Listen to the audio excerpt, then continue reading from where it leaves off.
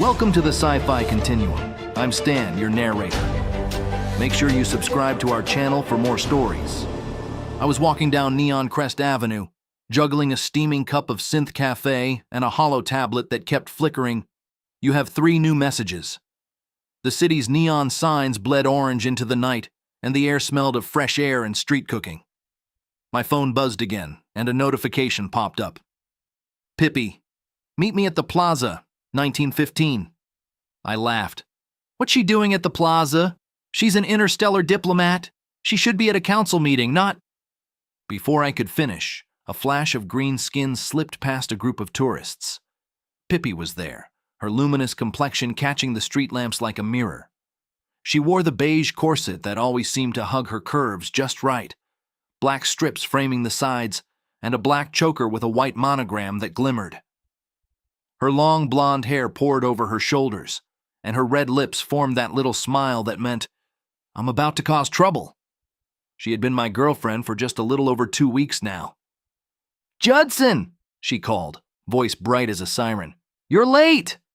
I grinned, tucked the cup under my arm, and tried to sound nonchalant, fashionably.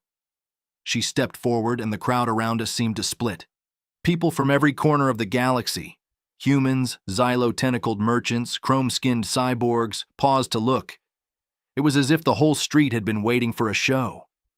I followed her gaze across the plaza.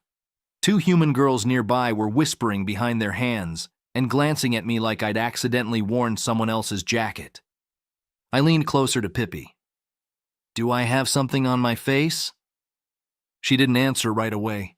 Instead, her grip on my arm tightened. Not painful, just firm enough that I noticed. Her smile stayed bright, but it felt practiced. Nothing, she said quickly. Just stay here.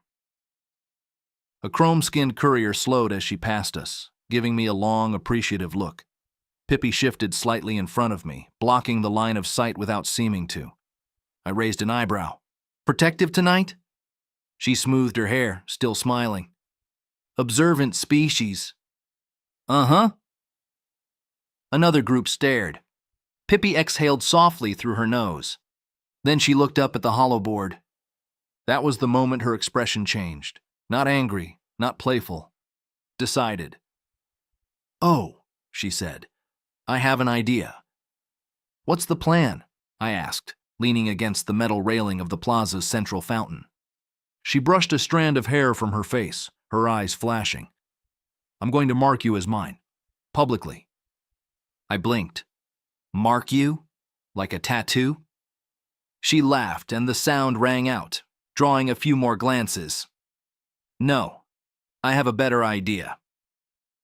Pippi raised her hand, and the plaza's hollow board, normally flashing ads for anti-gravity shoes, flickered to a bright green.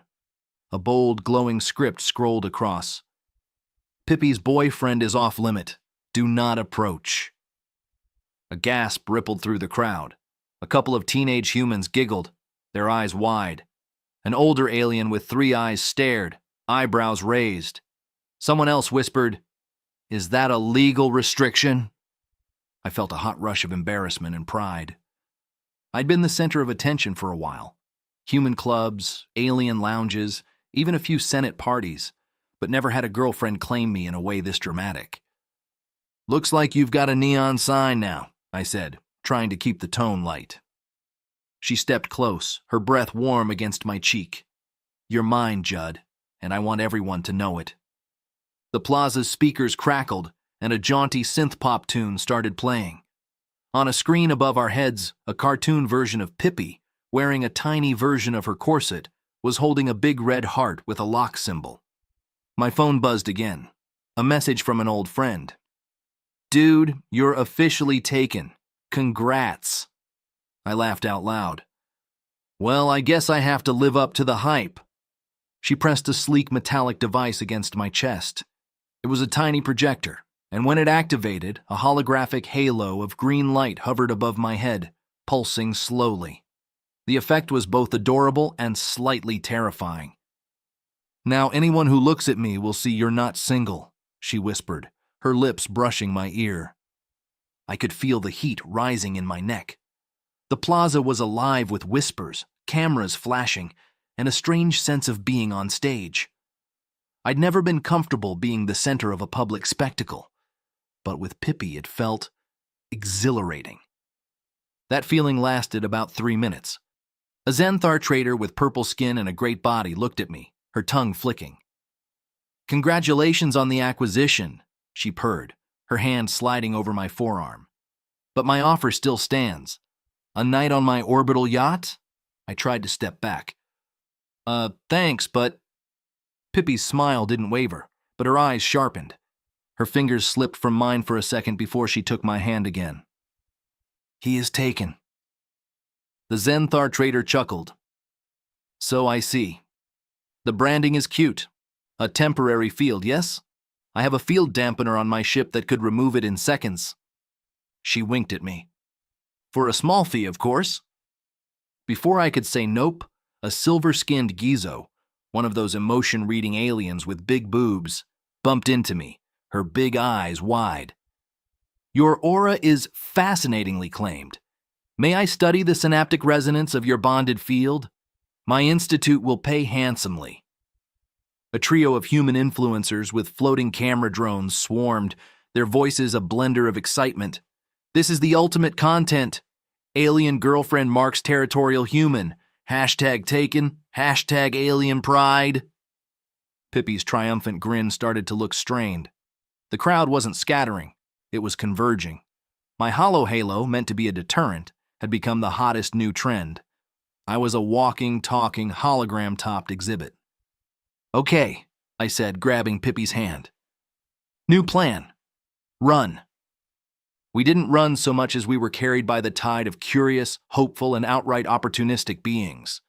A vendor tried to sell me a get-out-of-taken-field-free coupon. A Varan security drone zipped down, scanned my halo, and chirped, "Relationship status confirmed. No emergency here. Carry on."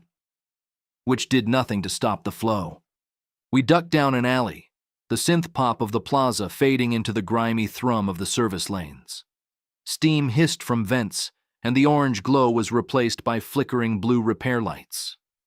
I stopped to catch my breath, Pippi pressed against the cool metal wall, her chest heaving. "Maybe," I said between breaths. "That was a tiny miscalculation." She buried her face in her hands, her green skin flushing a darker shade. "I just wanted them to see you were mine, not to turn you into a carnival attraction." "It's okay," I said, though my nerves were shot. "We just need to go somewhere they won't follow, somewhere private." "The Grand Helix," she said suddenly, her eyes lighting up. "The resort spire. We can check in as guests. No one gets into the private guest floors without a registered key." "And how do we get a key? My wallet is full of credits, not diplomatic clearance." She pulled a small, shimmering card from the folds of her corset. "My emergency override. It will get us a suite." She bit her lip. "It will also log us under a false identity. My father would be so disappointed." I took her hand. "Your father isn't here. I am. Let's go." The Grand Helix was the city's most exclusive hotel, a twisting tower of glass and crystal that pierced the smog layer. We took a silent ascent in a private pod, the city's frantic energy falling away below. The suite was all soft lights, warm woods, and a floor-to-ceiling window that looked out over the glittering metropolis.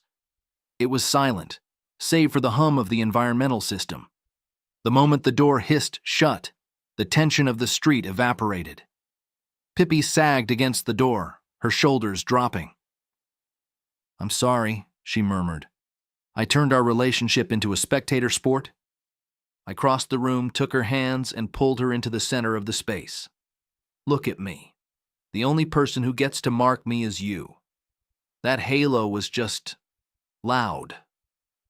She smiled, a real tired smile. "Loud. Yes." Her eyes traced the line of my jaw. "Do you hate it? Being claimed like property? I'm just so jealous." I opened my mouth to answer, then stopped. The plaza replayed in my head. The whispers, the staring, the way she kept shifting closer to me. How she stepped between me and that courier without even thinking about it. I'd thought she was showing off. I hadn't realized she was holding on. My chest tightened a little. "Pippi," I said softer. "That wasn't about marking territory, was it?" Her eyes flickered away. That was answer enough. I lifted her chin so she had to look at me. "I didn't even notice them," I said. "Not one of them. You know why?" She shook her head slightly. "Because I walked into that plaza looking for you. I wasn't being taken away from anything. I was arriving." Her breath caught. "You didn't put a sign on me," I said. "You panicked because you thought you might lose me." A long pause, then quietly, "Yes." She looked down at our hands. "It's not just tonight," she said softly. "Ever since we became a couple, they look at you." I frowned slightly. "They?" She gave a small, self-conscious laugh. "Everyone. Waitresses linger. Strangers start conversations that don't need starting. Half the time they don't even notice I'm standing next to you." Her fingers tightened around mine. "I know you're not encouraging it," she added quickly. "That almost makes it worse. You don't even see it." I smiled gently. "Then next time, just grab my hand. I'll still be here." She reached for her device but hesitated. "Once it's off, the signal is public. Everyone will know the claim is withdrawn. They'll come back." I understood. She was afraid of losing the declaration, even though it had backfired. "We don't need a public sign," I said. "We just need to know." She looked up, searching my face. "You're sure?" "Positive. The only advertisement I need is you, right here." That seemed to break the last of her anxiety. She kissed me then, not with the playful announcing kiss from the plaza, but something deeper, warmer, a silent agreement. Her lips were soft, the taste of her like sugar and starlight. My hands found the clasp of her corset at her back, fumbling for a second before it gave. The beige fabric fell away, and she stepped out of it, her skin glowing softly in the dim room. She was all smooth curves and powerful lines, her chest full and heavy, her waist narrow. She was breathtaking. I guided her to the large, low bed. She pulled me down with her, her long hair fanning out on the white linen. This wasn't a hurried escape. It was a rediscovery. Her hands were everywhere, tracing the muscles of my back, gripping my shoulders, tangling in my hair. She murmured in her native tongue, a fluid musical language that made my blood hum. I kissed a trail down her neck, over the slope of her chest, earning a sharp gasp. Her skin was cool and smooth, like polished jade. She arched against me, a low moan vibrating in her chest. Her fingers dug into my scalp, not to hurt, but to hold me there. We moved together slowly at first, learning the rhythm again after the chaos of the street.